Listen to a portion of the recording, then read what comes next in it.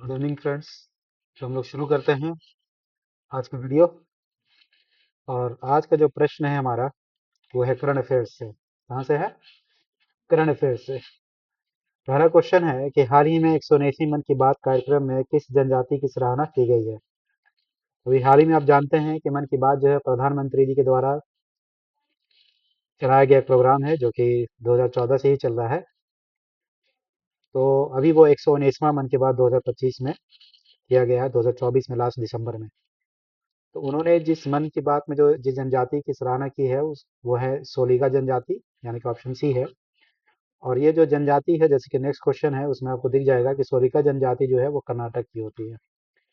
इसकी खास बात क्या है, आखिर तारीफ करने की बात क्या थी, वजह क्या थी? उसकी वजह ये है कि ये जो जनजाति है वो काफ़ी नोमैडिक लाइफ जीते हैं और जंगलों में रहते हैं और कंद मूल खा करके वो अपने जीवन को यापन करते हैं। तो ये एक बड़ी वजह है कि वो नेचर लवर है, जंगलों को अपनी देवता मानते हैं और उनकी पूजा करते हैं और जंगल के संरक्षण के लिए, वन संरक्षण के लिए तत्पर रहते हैं। तो ये सारी वजहें थी कुछ जिसकी वजह से मन की बात में प्रधानमंत्री ने उनकी तारीफ की। अगला प्रश्न जो है सोलिका जनजाति का, जैसे कि मैंने कहा ये कर्नाटक के रहने वाले हैं।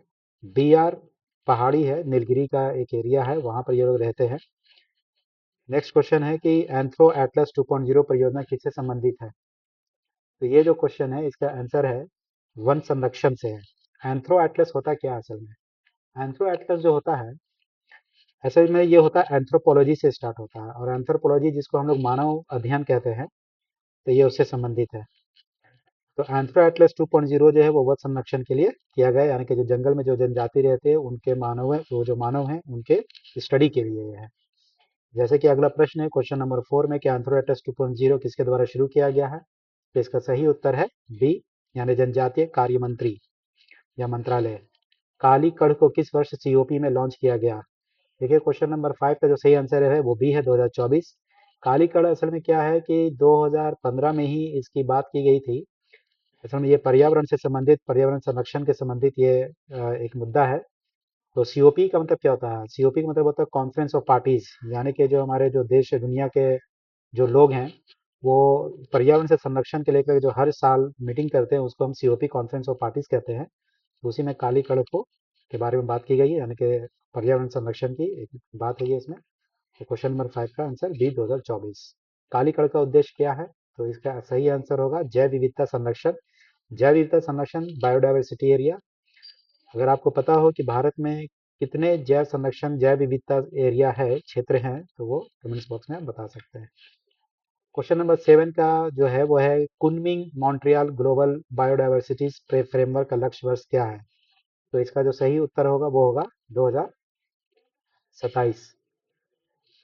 असल में कुनमिंग मॉन्ट्रियल जो है वो सीओपी यानी कि कॉन्फ्रेंस ऑफ पार्टीज 2015 जो हुआ था, तो उसमें कुनमिंग शहर और मॉन्ट्रियल के बीच में यहाँ मीटिंग हुई थी बायोडाइवर्सिटी को लेकर के। तो इसीलिए इसका नाम रखा गया कुनमिंग मॉन्ट्रियल, और जो कि जिसका लक्ष्य है 2027। अगला प्रश्न है क्वेश्चन नंबर 8, जिसमें कहा गया हेरिटेज सिटी का दर्जा किस शहर को मिला है? तो देखिए इनमें से कोई भी शहर जो है जिसे हेरिटेज सिटी का दर्जा नहीं मिला है। हेरिटेज सिटी का जो दर्जा है वो अहमदाबाद और आई थिंक जयपुर को दिया गया है। अहमदाबाद को 2017 में और जयपुर को 2019 में दिया गया, और अभी तक कोई हेरिटेज सिटी नहीं है। कुछ कंफ्यूजन होता है लखनऊ को और हैदराबाद को लेकर के, बट ऐसा है नहीं। अगला प्रश्न है कि भारत की पहली हाइड्रोजन ट्रेन किस मार्ग पर चली? तो इसका जो सही उत्तर होगा वो बी होगा, जिंद सोनीपत रेल मार्ग पर हाइड्रोजन ट्रेन चली है। अगर देश में तो इसी पहली बार इसी पर चली है, जिंद सोनीपत। मगर अगर वर्ल्ड में पूछेगा तो जर्मनी बताएंगे कि जर्मनी में जो है पहली बार हाइड्रोजन फ्यूल से ट्रेन चली थी। अगला प्रश्न है कि भारत का पहला हाइड्रोजन फ्यूल सेल फेरी कहाँ शुरू हुई? ये इसका उत्तर होगा ए, कोच्चि। अब फेरी क्या होता है? फ्यूल सेल फेरी का मतलब होता है जो छोटे नाव जिसको आप बोलते हैं, जो चलते हैं नदियों पर, या जो आपके सुंदरबन डेल्टा वगैरह एरिया हो गया, या केरल के जो वेटलैंड्स जो कह लिए, जो झील और काफ़ी पानी है वो उस तरफ होता है वेस्टर्न घाट वगैरह में। तो वहाँ पर फेरी चलता है, वो एक वे ऑफ ट्रांसपोर्टेशन होता है एक आइलैंड से दूसरे आइलैंड की तरफ जाने के लिए, या जो भी अपना उनका लोकल पानी के ऊपर ट्रांसपोर्टेशन होता है। तो ये कोच्चि में। तो हाइड्रोजन फ्यूल सेल फेरी पहले कहाँ शुरू हुआ? कोच्चि में। अगला प्रश्न है क्वेश्चन नंबर 11, किस राज्य में भारत का पहला फ्रोजन चिड़ियाघर बना? फ्रोजन चिड़ियाघर का यहाँ पर मतलब ये है कि जो परिंदे हैं उनके जो पुराने परिंदे या जो लुप्त परिंदे हो गए हैं, तो उनके जो डीएनए या और भी जो उनके स्पेशीज के जो चीज़ें बची हैं, है ना, बची हुई जो चीज़ें हैं उसको संरक्षित करके रखा गया है, रिजर्व करके रखा गया है, ताकि वो खराब ना हो और लंबे समय तक हम उनको देख सकें। तो ये क्वेश्चन नंबर 11 यानी कि फ्रोजन चिड़ियाघर जो है उत्तराखंड में बनाया गया है। और पूछेगा अगर कि उत्तराखंड में भी किस जगह पर, यानी कि और अंदर से अगर क्वेश्चन करेगा तो आप उत्तराखंड में एक जगह है पद्मजा नायडू, यानी कि क्वेश्चन नंबर 12 की पहला फ्रोजन चिड़ियाघर किस स्थान पर है? तो बताएंगे पद्मजा नायडू में। अगला प्रश्न है कि भारत का 107वां राष्ट्रीय उद्यान कौन सा बना? तो ये होगा देहिंग पैटके, है ना। और देहिंग पैटके राष्ट्रीय उद्यान है किस राज्य में? तो इसके बारे में आप बता सकते हैं कि ये असम में है, देहिंग पैटके। और देहिंग पैटके कितने एरिया में फैला हुआ है? तो बताएंगे 845 वर्ग किलोमीटर में फैला हुआ है, ये बहुत बड़ा एरिया है। अगला प्रश्न है क्वेश्चन नंबर 16 कि भारत में बाघों की संख्या 2022 में लगभग कितनी है? क्वेश्चन नंबर 16 का आंसर होगा बी 2967। बाघों की संख्या से संबंधित एक क्वेश्चन आपको ऐसे समझना है कि बाघों की इसके संरक्षण के लिए जो है सो भारत सरकार ने पहल किया था। और आपको मालूम है कि भारत का जो नेशनल एनिमल है वो रॉयल बंगाल टाइगर है, यानी कि बाघ ही है।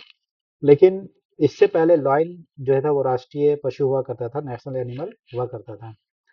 लेकिन अभी जो है वो बाघ को किया गया, क्योंकि बाघों का जो है पोचिंग, उसका हंटिंग जो है बहुत ज़्यादा हुआ करता था, शिकार बहुत हुआ करता था। तो भारत सरकार ने बाघ को नेशनल एनिमल बना करके उसके संरक्षण के लिए काम किया, क्योंकि अगर नेशनल एनिमल को कोई हंटिंग करेगा, उसका शिकार करेगा, तो उसे जेल होगा। तो ठीक है, नेक्स्ट प्रश्न देखेंगे क्वेश्चन नंबर 17, सबसे अधिक बाघ किस राज्य में पाए गए हैं? तो सही आंसर होगा बी मध्य प्रदेश, क्योंकि जंगल भी मध्य प्रदेश के पास सबसे ज़्यादा है, इसलिए बाघ भी वहीं पर आप ऐसे याद कर सकते हैं। क्वेश्चन नंबर 18 है कि आईसीएआर जैव विज्ञान एवं प्राकृतिक संसाधन केंद्र कहाँ स्थित है?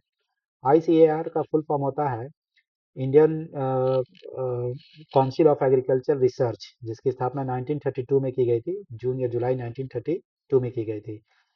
तो पहले इसका नाम था imperial council of agriculture research, जिसे आज़ादी के बाद Indian council of agriculture research किया गया। काम तो आप समझ सकते हैं कि ये जो है वो एग्रीकल्चर से संबंधित कार्य करता है। वही बोल रहा है कि विज्ञान और प्राकृतिक संसाधन केंद्र कहाँ स्थित है? वैसे तो इसके देश में हर चारों जो स्टेट हैं या जो ये हैं शहर है, कोलकाता, दिल्ली, मुंबई, चेन्नई, इन सभी जगह पर इनका क्षेत्रीय कार्यालय है। तो इसका जो मेन आपको बताएंगे शिलोंग, आईसीएआर का जो मुख्य ये जगह है तो वो है शिलोंग मुख्य ये है। अगला है क्वेश्चन नंबर 19, पल्ली जलने पर किस मंत्रालय ने रोक लगा दी है? तो इसका जो सही उत्तर होगा 19 का पर्यावरण मंत्रालय होगा, क्योंकि पल्ली जलनी एक तरह से समझिए कि वातावरण को, यानी कि जो जलाने वगैरह का जो जो ट्राइबल लोग होते हैं, कुछ जंगल के कुछ क्षेत्र को सूखी लकड़ियाँ या अन्य चीज़ों को वो जलाते हैं, जिससे धुआं काफ़ी होता है और काफ़ी परेशानी होती है, तो यानी कि एनवायरनमेंट खराब होता है, इसी वजह से इसको बंद किया गया। क्वेश्चन नंबर 20 है, भारत का पहला तितली अभयारण्य किस राज्य में बना है? तो इसका सही उत्तर होगा केरल। भारत का पहला तितली अभयारण्य किस नाम से जाना जाता है? तो 21 का जो सही आंसर होगा वो होगा सी, पेरियार। क्वेश्चन नंबर 22, अरलम तितली अभयारण्य किस जिले में है? तो 22 का सही आंसर होगा कोझिकोड। मतलब ये होगा कि जो पेरियार है, जो पेरियार नाम का ये है, वो कहाँ? कोझिकोड में है। तो आगे चलेंगे केरल में।